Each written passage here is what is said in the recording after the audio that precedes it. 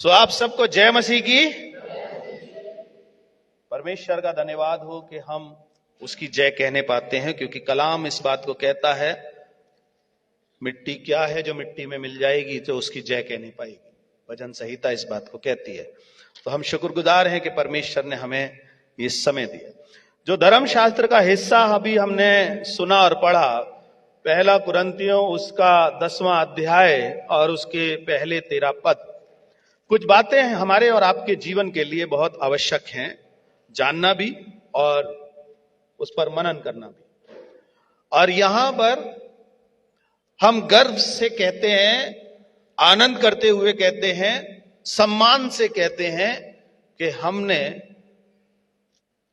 प्रभु यीशु मसीह का नाम का बपतिस्मा लिया है। कितनों ने लिया है? कोई रह गया? कोई रह गया है? कोई रह गया है तो हाथ खड़ा करें। आप रह गए हो, आप रह गए हो। तो बपतिस्मा लेना और उस पर चलना, ये हमारे जीवन के लिए एक बड़ा लक्ष्य है। जो लेना चाहेंगे परमेश्वर उनकी अगुवाई करेगा। बैप्टिज्म और कन्फर्मेशन दोनों बातों में अलग है। कभी भी इसमें कंफ्यूज मत हुई है कि हमने बपतिस्मा ले लिया अब हम होली कम्युनियन के लायक हो गए। ध्यान रखिएगा, मेथोडिस्ट इसको अलाउ नहीं करता। कोई और अदर अलाउ करता हो, मैं नहीं कहता, लेकिन मेथोडिस्ट इसको अलाउ नहीं करता। और मेरे ख्याल से अदर डिनोमिनेशन भी अलाउ शायद नहीं करते होंगे, जो मेन लाइन चीज। लेकिन आज हमारे पास जो विषय है वो केवल ये नहीं है कि हमने कैसे बपतिस्मा लिया है, किस तरह का बपतिस्मा लिया है, मैं इसको तवज्जो नहीं देता। अगर बपतिस्मा लिया इनफ है। बहुत सारे लोग बाग मेरे पास इसके लिए आते हैं कि हमने वहां लिया है, यहां लिया है। ईमान उनके साथ है, वो अपने ईमान से सच या झूठ कह रहे हैं, हमें नहीं मालूम। लेकिन अगर उन्होंने कहा मैंने बपतिस्मा लिया हुआ है, तो मैं दोबारा देने की कोशिश नहीं करता। ये सबसे पहला नियम है मेरा। सबने से पहले परमेश्वर का वचन मुझे जो आपको बताता है, जो अभी हमने अध्याय पढ़ा 10वां, पहला कुरिन्थियों का 10वां अध्याय, वहां हमारे पूर्वजों से संबंधित, या यूं कहें कि पौलुस के पूर्वजों से संबंधित यहां उसने अपनी बातों को लिखा है। हम कभी भी अपने पूर्वजों को दोषी नहीं बनाना चाहेंगे, लेकिन यहां खास बात यही है कि पौलुस अपने पूर्वजों को दोषी जानकर वो सीख जो उसके पूर्वजों ने की, आज मेरे और आपके जीवन के लिए देना चाहता है। हम अपने पूर्वजों पे फक्र करते हैं, करना भी चाहिए, क्योंकि उनकी बदौलत हम इस संसार में हैं। लेकिन क्या यह आवश्यक है कि जो कुछ पूर्वजों ने किया उसका रिजल्ट हमारे जीवन पे कोई असर नहीं डालता? क्या उसका असर हमारे जीवन में कहीं दिखाई नहीं देता? और इसी बात को वो साबित करना चाहता है, इसी बात के विषय में वो बताना चाहता है। मैंने इसीलिए बात शुरू करी बपतिस्मे से। हमारे पुरखाओं ने, हमारे पिताजियों ने, हमारे दादाओं ने शायद बपतिस्मा लिया, या हमने बपतिस्मा लिया, या न्यू कन्वर्ट हुए हमने बपतिस्मा लिया। लेकिन उसका असर हमारे जीवनों पे और हमारे व्यक्तिगत जीवन के साथ साथ अगर हमारे पारिवारिक जीवन पर नहीं है तो कोई लाभ नहीं है। अगर इसी को एवज में हम उल्टा देखें कि जो बुराइयां हमारे पूर्वजों से हुई, जो गुनाह हमारे पूर्वजों से हुए, जो कमियां हमारे पूर्वजों ने देखी और रखी, और उसके बतौर उसका असर हमारे जीवनों पे कहीं है, तो हमें उसको परखने की आवश्यकता है। और पौलुस यहीं पे हमें सचेत करता है कि हमें बदलाव की आवश्यकता है।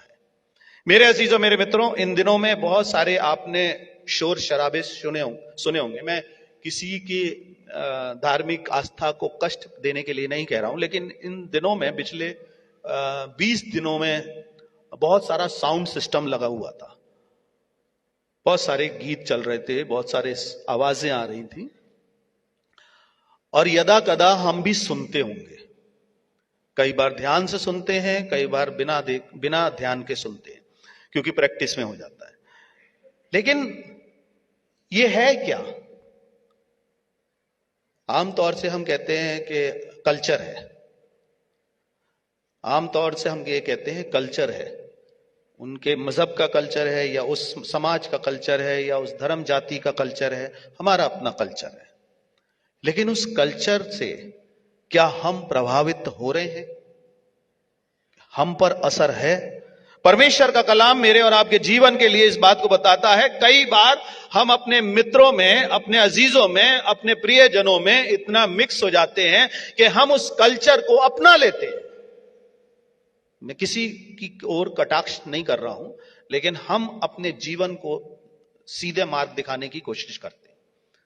हमें इस बात से ग्रह नहीं है, इस बात के गुजार नहीं है कि अदर कल्चर्स क्या कर रहे हैं, लेकिन हमारे जीवन पे अगर उस कल्चर का कहीं असर है, उस संस्कार का असर है, उस मान्यता का असर है, तो निश्चित तौर से हमें सचेत होने के लिए पौलुस यहां पे ताकीद करता है। शायद हम समझते नहीं है। परमेश्वर का कलाम मुझे और आपको इस बात के लिए कहता है, खुदावन यीशु मसीह जिस वक्त बपतिस्मा लेकर पानी से निकला, पवित्र आत्मा उसके ऊपर आकर ठहर गई और उसके तुरंत बाद, वहां लिखा हुआ है मत्ती रचित सुसमाचार उसके 4 अध्याय में, आत्मा उसे कहां ले गया? जंगल में ले गया, ताकि इब्लीस से उसकी परीक्षा हो सके। सचेत होने की आवश्यकता है। हम धर्म शास्त्र बाइबल कंटिन्यूस पढ़ रहे हैं, बाइबल का हम अध्ययन कर रहे हैं, हम प्रार्थना कर रहे हैं, हम रिचुअल्स कर रहे हैं, बपतिस्मा लिए हुए हैं, लेकिन परीक्षा हमारी लगातार है। और इसी परीक्षा को वो यहां दिखाना चाहता है। जिस परीक्षा से प्रभु यीशु मसीह भी पार नहीं हो पाया, तो मेरी और आपकी तो हस्ती क्या बनती है कि हम उस परीक्षा से पार हो जाए। तो ये परीक्षा आती किस तरह की है? जिस तरह से मैंने कहा कि हमारे सामने बहुत सारे कल्चर्स आते हैं और कई बार हम उनको अडॉप्ट कर लेते हैं, अपना लेते हैं, ग्रहण कर लेते हैं, मान लेते हैं, चाहे किसी एवज में भी, चाहे मित्रों के एवज में, पारिवारिक संबंधों के एवज में, पास पड़ोस के संबंधों में, या अन्य किसी वजहों से, दिखावे के संबंध में। कई बार उन संस्कारों को हम मान लेते हैं और यहीं से उस शैतान की, उस इब्लीस की परीक्षा हमारे और आपके जीवन में दाखिल हो जाती है। परमेश्वर का कलाम मुझे और आपको, मेरी एबीसीडी की पुस्तक मुझसे छूटती नहीं है, उत्पत्ति की पुस्तक उसका पहला अध्याय इस बात को कहता है। जरा सा पढ़ दीजिए पहला अध्याय और पहले 2 पद पढ़ दीजिए।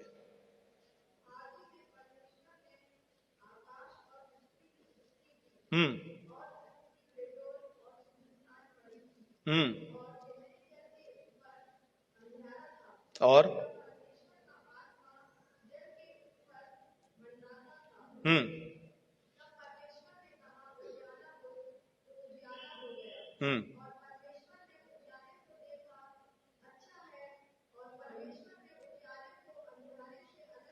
अलग किया, बस, थैंक यू।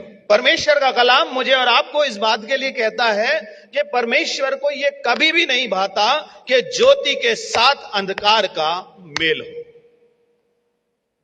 खुदावन यीशु मसीह ने अपने बारे में कमिट करा, आई एम द लाइट। उसने कभी यह नहीं कहा आई एम द डार्क, मैं अंधकार हूं, मैं अंधेरा हूं, मैं मृत्यु हूं, मैं जीवन रहित हूं। यह कभी नहीं कहा। कहीं कहा हो तो आप जरूर बताइए। इसीलिए मैंने शुरू में कहा, जिनके पास बाइबल है, बाइबल ओपन करा करिए, ताकि हम बाइबल की बातों को जान सकें। हमारे से संबंध क्या है? हम क्यों विदेशी पुस्तक पढ़ रहे हैं? इंडियन तो नहीं है, निश्चित तौर से विदेशी है, लेकिन क्यों पढ़ रहे हैं? लेकिन हमारा उसके जीवन से जुड़ाव कैसा है, यह बात पर रखने की है। परमेश्वर का कलाम कहता है, उसने अंधकार को ज्योति से क्या किया? सेपरेट किया है, अलग किया है। क्या जरूरत थी? मैं और आप वहां मौजूद नहीं थे। धर्मशास्त्र बाइबल का यह हिस्सा अकॉर्डिंग टू गाइडेंस मूसा के द्वारा लिखा गया। पहले 5 हिस्से मूसा के द्वारा तैयार किए गए, लय व्यवस्था तक। लेकिन परमेश्वर का कलाम अगर उसने लिखा, तो ये क्यों लिखा कि परमेश्वर ने ज्योति से अंधकार को अलग किया? क्योंकि परमेश्वर उस अंधकार को नहीं चाहता था कि मनुष्य के जीवन में आए, उसकी सृष्टि में कोई अहमियत रखे। और इसलिए परमेश्वर का वचन मुझे और आपको इस बात के लिए कहता है, शैतान या इब्लीस मनुष्य को हमेशा अंधकार की ओर लेके जाता है। एक समय था, आज के समय में तो नहीं कह सकते क्योंकि आधुनिक युग हो गया है, सारा बदलाव हो गया है, लेकिन पहले चोरी अंधकार में ही होती थी, दिन के उजाले में बहुत कम होती थी। जितने बुरे काम होते थे, लूट डकैत खूनरेजियां, सब रात में होती थी, और इसीलिए रात को अक्सर करके चौकीदार रखे जाते थे। अब आधुनिक युग है, एक समय अलग है। परमेश्वर का कलाम मुझे और आपको इस बात के लिए सिखाना चाहता है, जिस वक्त प्रभु यीशु मसीह की परीक्षा हुई, शैतान आराम से बैठा हुआ था, उसको सचेत किया गया कि जब इसको भूख लगे तब तू इसकी परीक्षा करना, अन्यथा 40 दिन तक तू भी आराम कर। धर्मशास्त्र बाइबल मत्ती रचित सुसमाचार उसके 4 अध्याय में इस बात को स्पष्ट रूप से बताता है।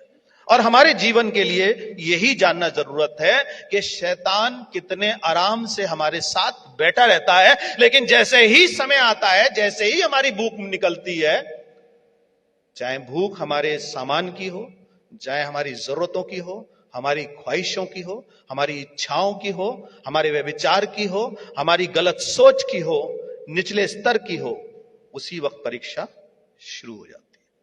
परीक्षा ऐसे नहीं आती कि आपको तैयार किया जाएगा और जी बेल्ट कस लो, अब आपको एग्जाम देना है। प्रभु यीशु मसीह के काल में जब शैतान 40 दिन तक इंतजार करता रहा, वो निरंतर प्रार्थना करता रहा, शैतान की हिम्मत नहीं हुई कि उसकी परीक्षा करे।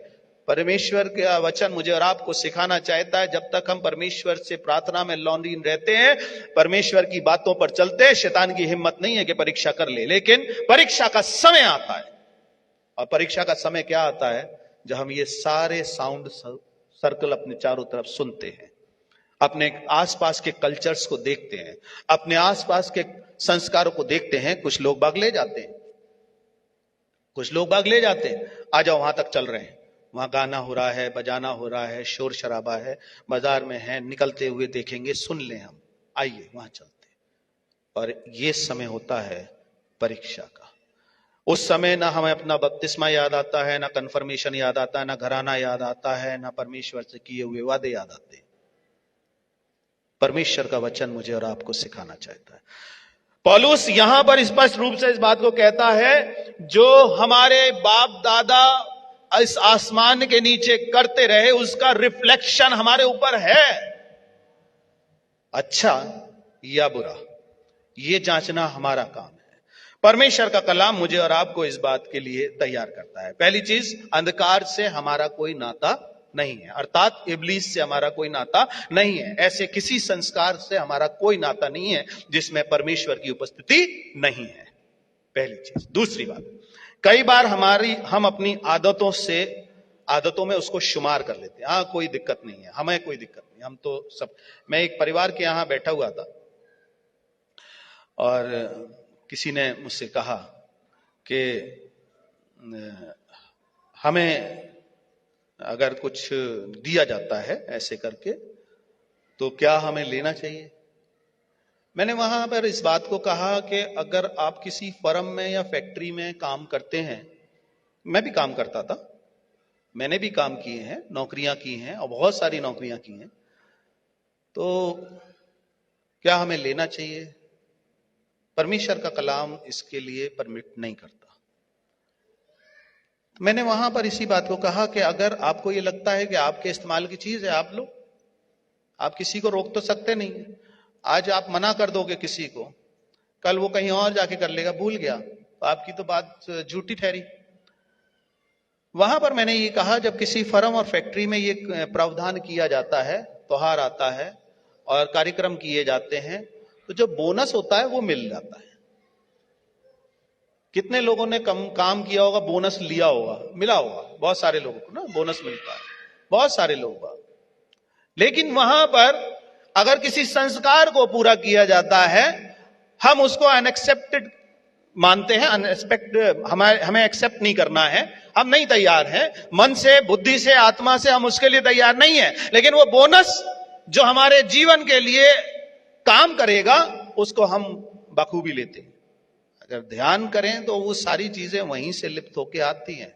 मैं ये नहीं कहता हूं कि वो फर्म जो आपको आपके खर्चे पानी को चला रही है उसको निग्लेक्ट कर रहे हैं, उसके ऑफरिंग को निग्लेक्ट कर रहे हैं, लेकिन हमारी विचारधारा क्या है? क्या हमने उसको आदत में बना लिया है? क्या हमने उसको संस्कार वहित अपने जीवन में ग्रहण कर लिया है? अगर हमने ऐसा कर लिया है तो निश्चित तौर से शैतान की परीक्षा हमारी वहीं से शुरू होती है। किस चीज की परीक्षा? कि हम परमेश्वर से अधिक तवज्जो किसको देते हैं? क्या उस धन को जो वहां से चढ़कर आया है, या उस खाने पीने की वस्तुओं के लिए जो वहां से चढ़कर आई है? हम उसको तो निग्लेक्ट कर रहे हैं, लेकिन बाकी चीजों को हम निग्लेक्ट नहीं कर रहे हैं। मेरा अर्थ यह नहीं कि आप निग्लेक्ट करें और अपने धन को छोड़ दें, लेकिन क्या सचमुच में हमारी ये परीक्षा है? इसको जांचने की मेरी और आपकी जिम्मेदारी है, पौलुस की जिम्मेदारी नहीं है। पौलुस तो आगाह कर रहा है कि हमारे जो पुरखाओं ने हमारी आदतों को संस्कारों में डाल दिया है, कि क्या उसका रिफ्लेक्शन हमारे जीवनों में है? अगर नहीं है तो हमें परखने की जरूरत है, इससे पहले कि शैतान हमें परखे, क्योंकि शैतान तो इंतजार करता है। परमेश्वर का कलाम मुझे और आपके जीवन के, देखिए व्यवस्था विवरण की पुस्तक उसका 6वां अध्याय 10 पद से लेके 13वां पद, जो भी पढ़े खड़े होके पढ़े मेहरबानी से। दानियल की पुस्तक उसका 6वां अध्याय और उसके 10 से 13 पद तक। कोई भी जन पढ़ दे खड़े होके जी। जब दानियल को मालूम हुआ कि उस पत्र पर हस्ताक्षर किया गया है, तब वह अपने घर में गया। कोठरी की खिड़कियां यरूशलेम के खुली रहती थी, और अपनी रीति के अनुसार जैसा वह दिन में 3 बार अपने परमेश्वर, उसने अपनी रीति को नहीं छोड़ा। बेशक वो परदेश में था, बेशक वो ऐसे राजा के सामने था जो उसकी परीक्षा पे परीक्षा करे जा रहा था, उसके मित्रों की परीक्षा करे जा रहा था, कभी उसे आग में भेजे जा रहा था, कभी भूखे शेरों के सामने डाल रहा था, लेकिन उसने अपनी रीति को नहीं छोड़ा। परमेश्वर का वचन इस बात को मुझे और आपको सिखाता है कि हमारे पुरखाओं ने अगर कोई रीति हमारे जीवन के लिए दी है तो हमने उसको कितना और कैसे फॉलो किया है। जी पढ़िए। परमेश्वर के सामने घुटने टेककर प्रार्थना और धन्यवाद करता था, वैसे ही तब भी करता रहा। तब उन पुरुषों ने उतावली से आकर दानियल को अपने परमेश्वर के सामने विनती करते और गिड़गिड़ाते हुए पाया। अतः वे राजा के पास जाकर उसकी राज आज्ञा के विषय में उससे कहने लगे, हे राजा, क्या तूने ऐसे आज्ञा पत्र पर हस्ताक्षर नहीं किया कि 30 दिन तक जो कोई तुझे छोड़ किसी मनुष्य या देवता से विनती करेगा वह सिंहों की मांग में डाल दिया जाएगा? राजा ने उत्तर दिया, हाँ, मादियों और पारसियों की अटल व्यवस्था के अनुसार ये बात स्थिर है। बस यहीं तक पढ़िए। परमेश्वर का कलाम मुझे और आपको सिखाता है कि जो विधियां उसने उस देश की थी उसको एक्सेप्ट नहीं किया, परमेश्वर के साथ जुड़ा रहता था। हम यहां पर बड़ा अच्छा एक्सक्यूज देते हैं, अरे वो दानियल था इसलिए वो कर पाया। परमेश्वर ने हमें भी एक नाम दिया है, परमेश्वर हमारे नाम से परिचित है। परमेश्वर का कलाम कहता है कि मैंने तुम्हें नाम से बुलाया है, चाहे मेरा नाम हो चाहे आपका नाम, हर एक को नाम से बुलाया है। हम कैसे उसकी विधियों को छोड़ देते हैं?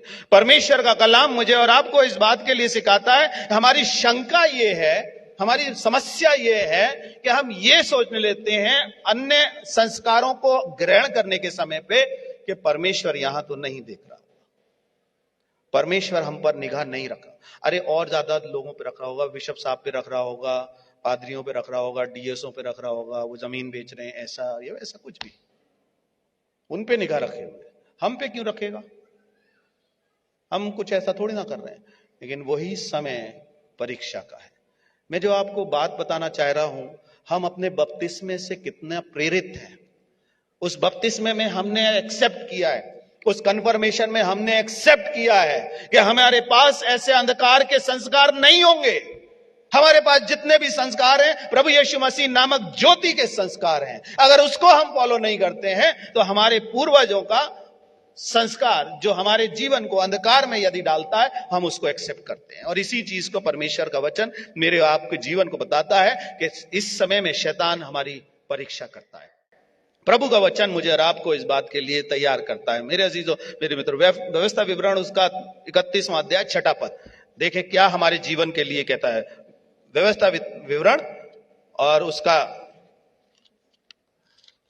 31 अध्याय और 6वां पद पढ़िए। तू यहाँ बात और दृढ़ हो, उनसे न हाँ, करने वाला तेरा परमेश्वर यहोवा है, वह तुझको धोखा न देगा और न छोड़ेगा। मेरे अजीजों, मेरे मित्रों, हमारी मुश्किल यही है कि हम ये बात अपने जीवन में तय कर लेते हैं कि परमेश्वर ने हमें छोड़ दिया, परमेश्वर हमसे नाराज है, परमेश्वर हमसे अलग है, परमेश्वर हमारी सुनेगा नहीं, हम कितनी भी प्रार्थना करें।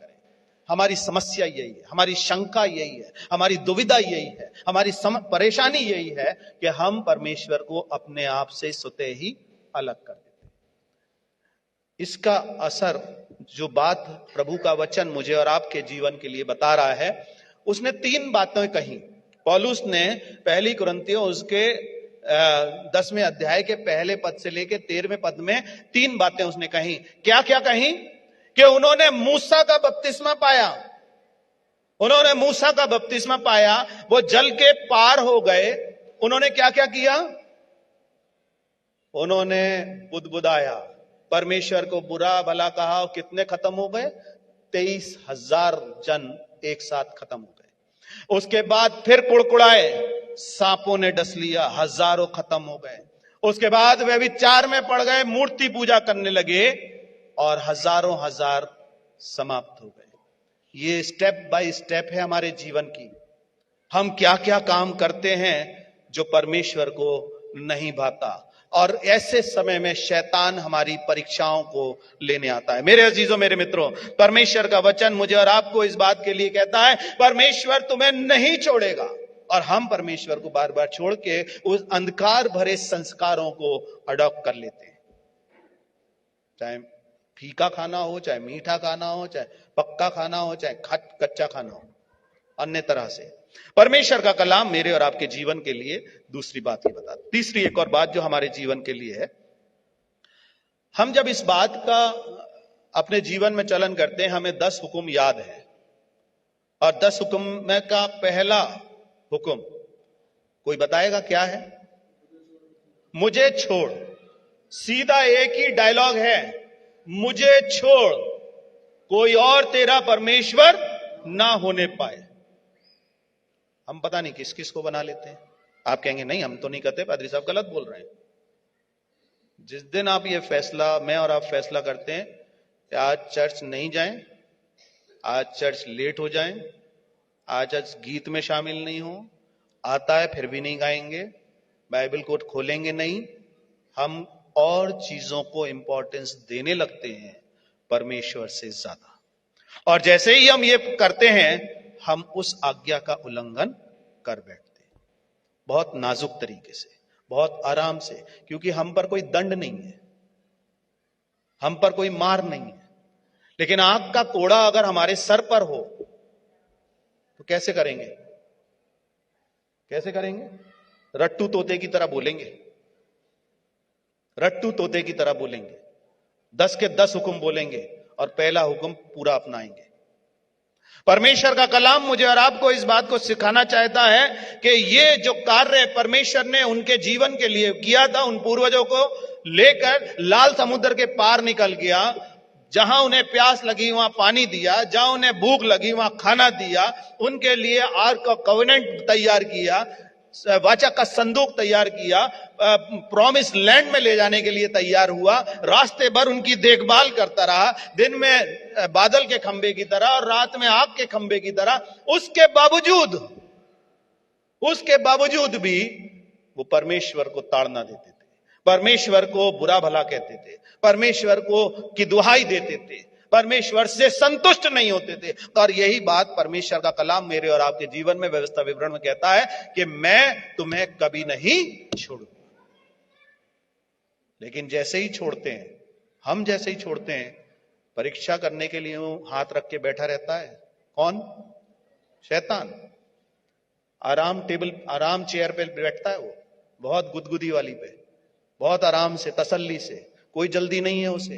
वो इंतजार कर रहा है 20 साल बाद, 15 साल बाद, 40 साल बाद, 50 साल बाद, 60 साल बाद, कभी तो हटेगा। और जिस दिन हटे उसी दिन परीक्षा। वो 40 दिन इंतजार नहीं करेगा, आपकी जवानी में इंतजार नहीं करेगा, आपकी उम्र दराजी में इंतजार नहीं करेगा। जिस दिन हम उन अंधकार के संस्कारों को अडॉप्ट करेंगे, उस दिन वो परीक्षा में हमें ले जाए।